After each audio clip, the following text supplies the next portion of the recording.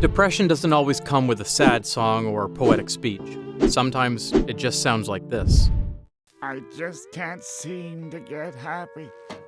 And if you've ever had a night like that, laying in bed, not tired, not sleeping, just existing, then you know exactly what I'm talking about.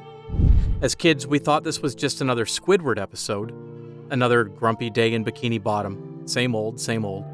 But now that we're older, Grievances! This town is a grievance! There should be a law against so many stuck-up tightwads living in one place! that anger doesn't feel like a punchline anymore. He feels like someone you know, maybe even you. And the weirdest part, some of the episodes that used to seem weird now feel kind of tragic. These two in particular. They're not memorable because they're funny, because somehow, in a show about sea creatures and talking sponges, they nailed what depression actually feels like. And nowhere is that feeling more obvious than in this episode. It starts with a simple question. SpongeBob's flipping through a book at work, smiling like he just found his old yearbook, except it's not that. It's the Krusty Krab shift schedule. And he goes, "This book has all my happiest memories." Right there, you already feel the difference. SpongeBob finds joy in everything. Work, routine, Tuesdays, it doesn't matter. He'll find a reason to smile.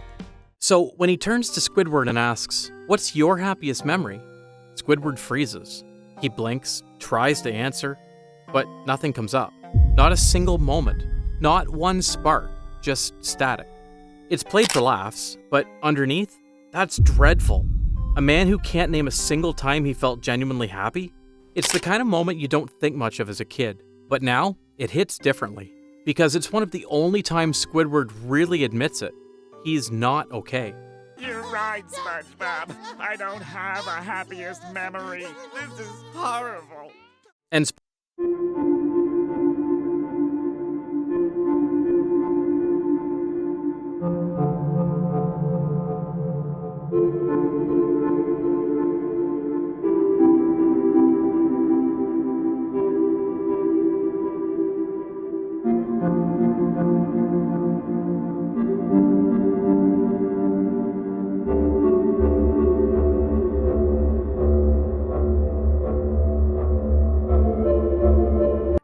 every time Squidward gets close to peace, something breaks it. He can't even enjoy the things he loves without getting hurt. After that, the art museum, and this one almost works. One of Squidward's sculptures is on display. People are admiring it. You can see it in his face. He's shocked, then proud, then actually glowing. He's having a rare moment of recognition. I think this might be it. Your happiest memory? But just as quickly, it's taken from him. A performance artist named Fiasco burns it down with a flamethrower, and the crowd applauds him instead. That's a gut punch. It's the fear of being overlooked, of giving the world something vulnerable only to be mocked for it. And it only gets worse. SpongeBob takes Squidward up in a hot air balloon, blindfolded, for a surprise. Except Squidward's terrified of heights. So SpongeBob pops the balloon mid-air to help, and they crash into the top of Mount Bikini. A hiker actually tells them they're the first to conquer the top of the mountain. SpongeBob stabs the flag into Squid's foot and they both snowball to the ground. What was supposed to be magical ends in disaster. Again. And this moment seals it. Squidward doesn't just fail to enjoy these experiences, he feels worse for having tried. He comes home broken, physically and emotionally, then shuts the door, crawls into bed, and hits us with the nail in the coffin. So he disappears for 2 weeks. This part changes the whole episode. Squidward doesn't just get sad, he goes silent. No work, no movement, no interaction. He shuts the world out completely, like he's gone numb from the inside out. SpongeBob tries everything. Window visits, phone calls, fax machine hijinks, but nothing gets through. Coffee doesn't help, baking cookies goes burnt, even the famous rope joke for hanging a clam doesn't help. And then the package arrives. Inside is SpongeBob, of course. He drags Squidward to the Krusty Krab for a surprise party, except no one came. So instead, it's just 100 paper maches of SpongeBob's smiling, staring. It's a nightmare in gift wrap. Squidward snaps. He destroys everything. He rips through the fake smiles, claws down decorations, swings from the ceiling, rages like he's finally allowed to scream. And in that mess, he smiles. For the first time in the entire episode. It's my happiest memory! And SpongeBob? He's thrilled. Because as messed up as it all was, Squidward finally felt something. But really, that's the darkest part. Squidward's happiest moment came not from joy, but from destruction. There's something really sad about this episode that you don't notice right away. It's not that Squidward's depressed, we've seen that before. It shows what it looks like when someone tries and fails to feel anything at all. Because what's actually brutal about this episode is that Squidward wants to be happy. He doesn't fight SpongeBob at first. He even says, okay, let's try. Sadly, no matter what they do, every spark dies before it can light. But maybe the real reason this episode hits as hard as it does is because it's not just about Squidward. It's about you, me, all of us who ever sat alone in a room, lights off, phone on silent, not because we're resting, but because we can't deal with anything else. The world keeps spinning, everyone's posting smiles, and you just can't. Can't find a reason to be excited, can't find a memory that actually makes you feel anything. Or maybe it's someone close to you, someone who's been quiet lately, always tired. Someone who jokes about not having good memories like it's nothing, but it's not nothing. And that's what makes this episode so uncomfortable when you watch it as an adult, because you realize Squidward isn't overreacting. He's just broken in a way that no one could see. SpongeBob definitely means well, but his way of helping says everything. He thinks happiness is a party, a memory, something loud and bright. So when nothing works, he builds a room full of fake friends and forces a celebration. But to Squidward, that's not comfort, it's a nightmare. Because not everyone heals the same way. Some people need space, others need presence. But almost no one gets better by being forced to be happy. And look, no one in this episode says the word depression, but that's kind of the point. Real depression doesn't always come with a label, or a sad montage. Sometimes it just looks like this. And when Squidward finally explodes, that's relief. Because when you've been stuck in that numb fog for weeks, sometimes even anger is a sign that you're alive. Even destruction feels better than the quiet nothing. And SpongeBob? He's so excited, because to him, it worked. Squidward's smiling. But for Squidward, nothing changed. So yeah, this episode isn't just a weird, hated SpongeBob episode. It's a mirror for how sadness actually works when it's not cinematic, when it's just existing without feeling. And if that feels familiar, if you've ever been there, then you already know. Squidward wasn't being dramatic. He was just tired. But if you thought Are You Happy Now was a one-off, it was not. Squidward's pain doesn't just come overnight. That same quiet spiral already plays out way earlier in the show. Except this time, he gets exactly what he says he wants, but still ends up miserable. Squidville starts with something we've all fantasized about, getting away and starting over. SpongeBob and Patrick are in full chaos mode, reef blowers in hand, destroying Squidward's house like it's just another Tuesday. So after one too many sponge-powered disasters, Squidward snaps. He doesn't just want space, he wants out.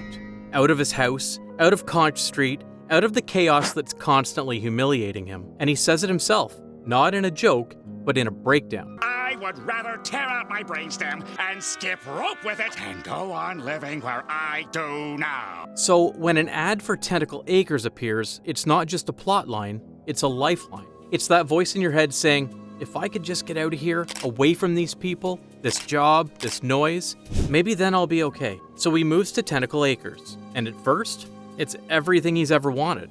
There's no SpongeBob, no Patrick, just cycling, canned bread, interpretive dance, and clarinet quartets. Peace, routine, predictability.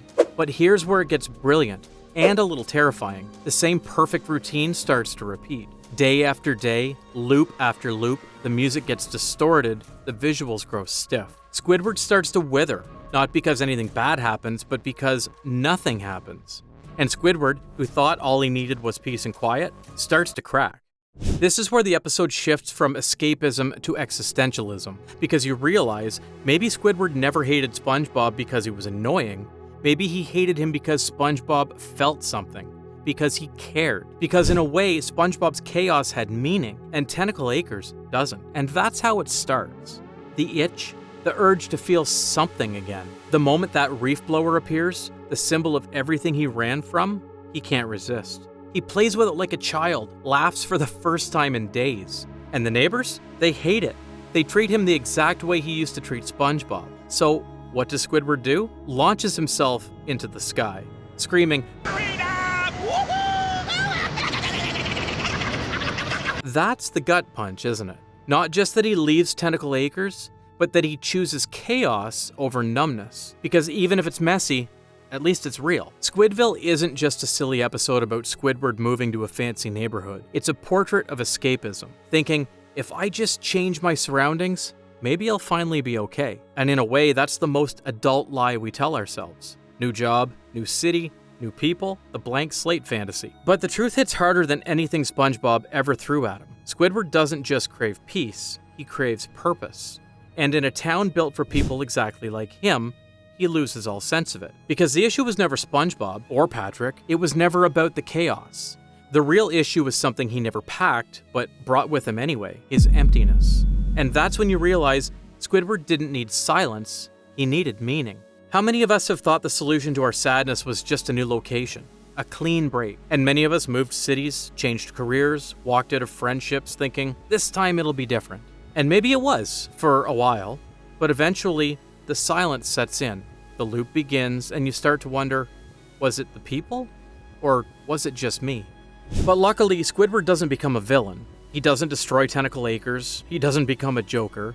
He just launches himself out of it, screaming like someone who finally remembered what being alive feels like. It's dramatic, yeah, but it's also kind of perfect. Because sometimes the thing you thought you needed most is the thing that was quietly killing you.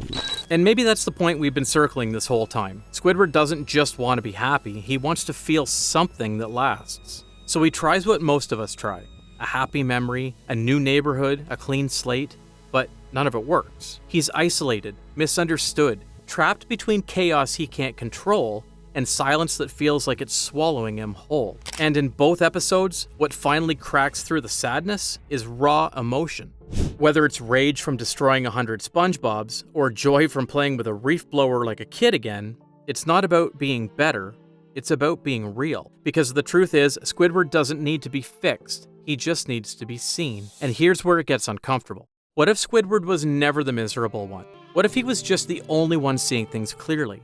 The only one who notices how fake everything feels, how loud happiness has to be, how exhausting it is to keep smiling when you're not okay. And in a world that expects you to be SpongeBob every day, sometimes the most honest thing you can do is scream. You ever notice how Squidward never really changes? Episodes reset, status quo returns, but Squidward, he's still there. Same house, same job, same pain. The grumpy neighbor we used to mock is now the mirror we didn't ask for.